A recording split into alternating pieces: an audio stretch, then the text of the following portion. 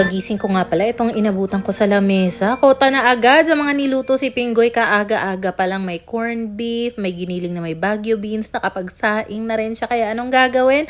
Kakain! Naunang nagising sa akin yung mga bagets at napakain na rin sila ni Pinggoy. Eto nga may tira pang pasta si Koa dahil kagabi nagluto ako ng penne pesto pasta. Itinabi ko na nga muna yung giniling na may Baguio beans dito sa food box. Oh, taray food box. Dahil meron namang corn. Hindi ko alam kung ako lang, pero na-overwhelm kasi ako pag masyadong maraming choices ng ulam. Kahit dalawa yan, lalo na kapag buffet. Pero kapag mga prito, tapos may sabaw, goods yan. So anyway, ay na nga, at mamayang pananghalian at dinner na nga lang namin yung giniling. Pagkatapos mag-breakfast, naisipan ko nga na gumawa na nung iced tea dahil ilang araw na simula nung natanggap ko itong pinagbibili kong tsaa online. Gusto ko nang malaman kung ano ba yung lasa nung napapanood ko na ginagawang iced tea. May times din talaga na feeling ko kapag masyado masikip dito sa kusina, iniiba ko lang yung posisyon nitong lamesa namin from portrait, ginagawa kong landscape.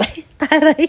Nilagay ko pala yung mga kalamansing pinagbibili namin sa ref kasi feeling ko kapag nasa labas lang siya sa countertop, parang madaling masira. So ayan na nga yung mga kakailanganin ko plus yellow. Meron kasi ako napapanood na content creator, si Miss Yang Liv. Pag nakikita ko siya, gumagawa siya ng mga ganitong iced tea. So, lagi akong parang natatakam na parang ang refreshing naman at ang healthy ng ginagawa niyang iced tea. So, sabi ko, kapag talagang nagkaroon ng chance, bibili ako ng mga tsaa na ginagamit niya. Tapos, eto, na-approve pa tayo ng free sample ng teapot from Gianchi. 750 ml nga pala yun. So, bale, naglagay ako ng 2 hibiscus at isang bag ng spearmint doon sa teapot. I-steep ko lang siya ng 10 minutes. Then, habang inaantay nga yung 10 minutes na yan, nag-ready na ako ng kalamansi. Naghiwa na ako. About 6 to 8 pieces. Pinaghugasan ko na rin itong mga hugasin dito sa lababo para clear na siya, para mas maaliwalas dahil kapag hinayaan ko yan, mamaya-maya lang, gabundok na naman ang hugasin. Kaya ko pala naisipang gumawa ng ganyang klaseng iced tea. Although, pwede namang bumili na lang ng mga iced tea like Tang, Nestea, ganyan. Madali lang, tutunawin lang. Pero gusto ko ng something nakakaiba. So, naisip ko, if ever na meron kaming bisita, tapos gusto kong mag-serve ng iced tea sa kanila, pwede nilang masubukan yan, gagawin ko sila. Diba? Feeling ko naman, tapos na yung 10 minutes, gawa ng nakapaghugas na nga ako ng pinggan at nakapagpunas-punas na nga dito sa lamesa at saka sa pader. Pindutin mo lang yung red button para mag-release ito ng katas sa mismong teapot and then pwede mo na yung iserve. Pwede naman siyang iserve hot as is. Gusto ko lang talaga yung iced version dahil hindi talaga ako fan ng mga maiinit na drinks. So dito sa mason jar, naglagay lang ako ng 2 cups ng mineral water and then ibubuhos ko lang dito itong piniga na kalamansi, then muscovado sugar, 2 tablespoon ang gagamitin ko pero pwede nyo yung i-adjust. Depende sa panlasa, sa preference ng sweetness ninyo. And naglagay na rin ako dito ng yellow. At ang pinakahuli nga ay itong ni-ready natin or ini-steep natin na tsaa. So, I think pwede pa akong makapagtimpla pa ng another baso. So, kailangan ko na maghiwa ng kalamansi kasi ang dami pang natira.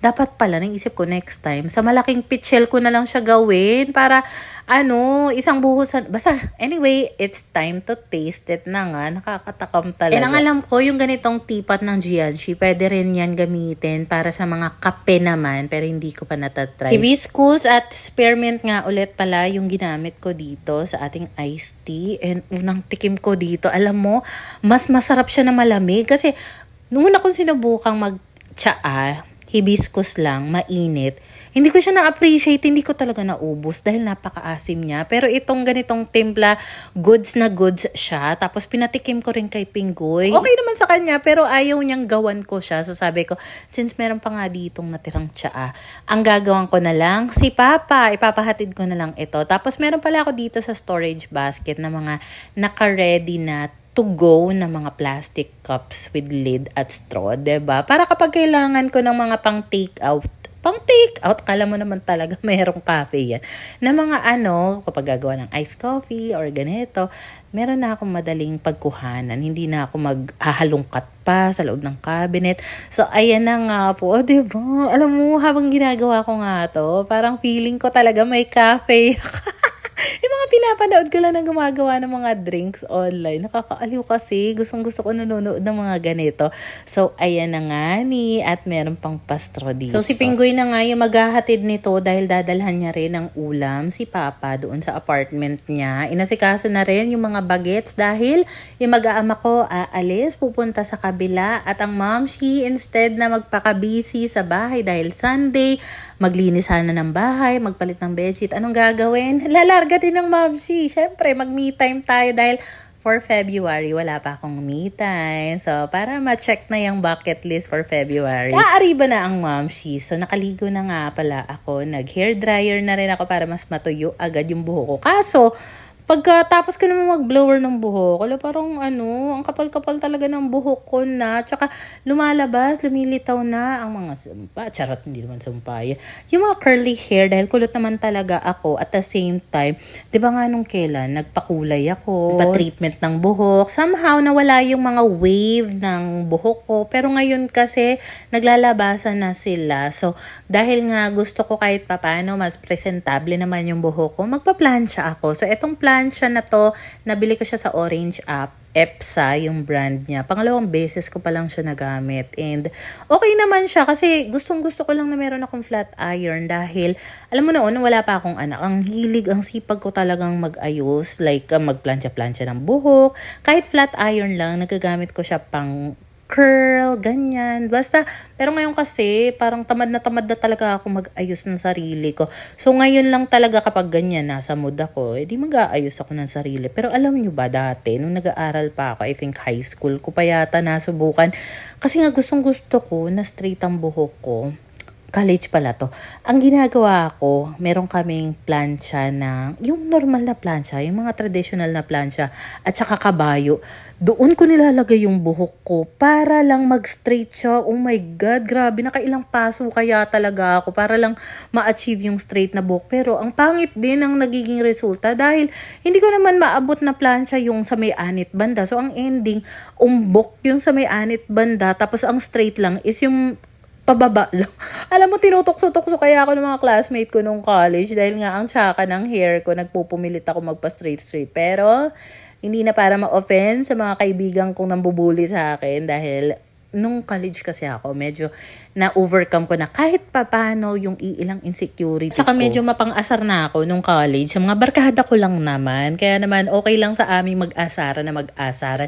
Yung mga college friend na sinasabi ko, sila pa rin yung mga kaibigan ko na nakikita nyo minsan dito sa vlog. Habang nag-aayos pala ako ng susuotin ko, pinahatid ko nga dito kay Papa. Ito, dahil hinirap mo na to ni Papa doon sa apartment niya at gagawin niya nga daw muna ng content. So, eto kasi artificial rose flower bouquet na pwede this Valentine's Day. And alam mo, mas practical yung ganito kasi hindi siya nalalanta. Tapos alam mo bang, nagulat ako. Pagbukas ko nung karton, ang bango niya, may rosas talaga. Ang galing nga. Tapos maraming ibang kulay. Etong akin, 11 pieces lang yung loob niya, pero merong mas marami niyan. Naku, kung wala pa kayong pabulaklak sa misis ninyo, girlfriend nyo, special someone ninyo, i-check out nyo to ha. Yung link ilalagay ko sa comment section. Nasa showcase ko rin yan. Last month, diba, nag-me time din ako noon. Shopping ang momshi. So, ang nabili ko doon, itong t-shirt na suot ko from Pen Shop. $299 lang yan. Ang ganda niya. Actually, pang lalaki yan eh. Kasi yung size niya, I think, small yata. Parang Pinggoy yan. Sabi ko, pwede naman kami siguro maghiraman. At saka, yung yung pants na nabili ko sa Bossini, wide leg. Parang ngayon na lang ulit ako mag-wide leg pants. Medyo naninibago ako pero gora na. And then bago pa man din ako umalis, kinuha ko pa yung ibang mga product na pwede kong magawa ng content para makapag-film na ako dahil minsan lang ako mag-ayos. Madalas mukha talagang itsurang ewan ako, humaharap sa camera. Ewan ko na lang din talaga ba't ang lakas ng loob kong mag-vlog. Nakita yung itsura ko na wala man lang kaayos-ayos. Minsan wala pang ang hilamos. For the vlog na agad ang momshi. Meron na nga pala ulit akong bagong mini tripod. Pangatlo ko na to. Yung una kasi, kulay puti. Nawawala siya. Hindi ko alam kung nasaan na.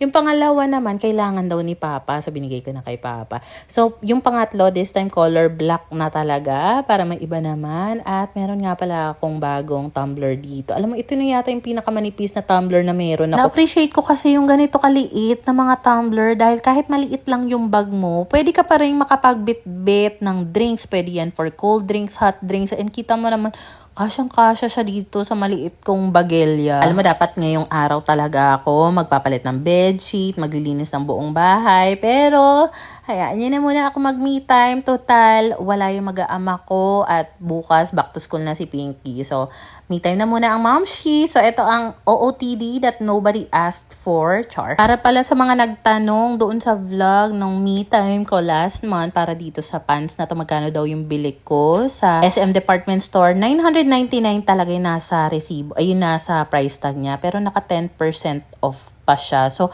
I think 899 na nga lang yata yung binayaran ko for this wide leg pants. 100% cotton pa yan ha. Napakabongga. Sobrang comfy.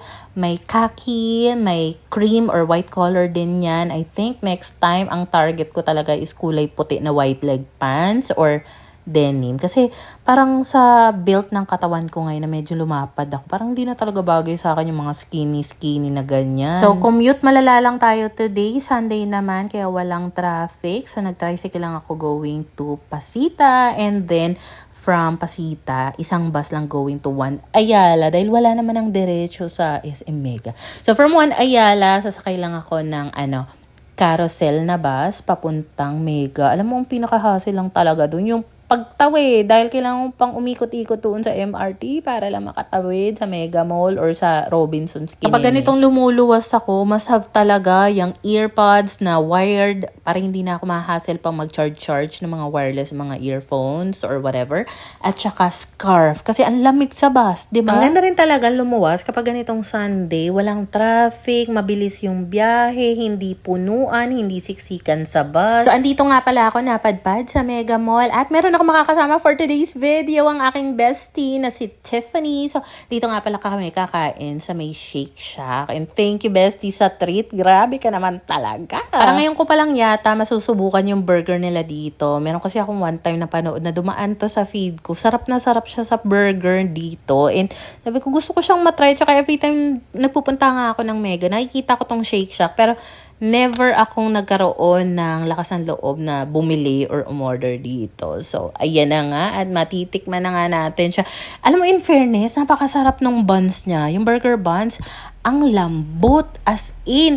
Pero yung lasa naman ng patty, sakto lang. Natatabangan nga ako. Kaya buti na lang nakapag-request ako ng ketchup. Kasi medyo matabang siya for me and feeling ko mas masarap pa rin talaga yung burger na ginagawa ni Pinggoy. Pero aminin, masarap din naman yung feeling na makakain ka sa labas, makatry ka ng ibang mga kainan na hindi mo pa nasusubukan before. Anyway, niyaya rin pala namin yung iba pa naming college beshies na magpunta nga dito sa Mega para sana magkita-kita kami dahil karamihan sa kanila ay taga-Pasig. Kaso busy sila, yung iba hindi talaga pwede. So, okay lang yan. At least meron akong kasama for today's video. For dessert naman, order ako ng Ben's cookies. Natakam ako sa kanya. So, tig-isa kami ng cookie ni Tiffany. And medyo conscious talaga siya sa mga food intake niya dahil alam niyo naman, workout girly yung babae na yarn. Tumingin na rin kami sa iba't ibang boutique na mga damit na pwede niyang mapagbibili dahil meron siyang upcoming travels. Pero sobrang cute din ng mga tinda dito sa Flying Tiger ba to? Basta ang ganda, pero dahil wala namang kaming ibang mahanap doon, sabi ko, doon tayo sa may department store, bestie. Kasi meron akong ibang mga kailangang kitchen items na gusto ko makita dito sa mismong Mega kasi feeling ko maraming choices dito.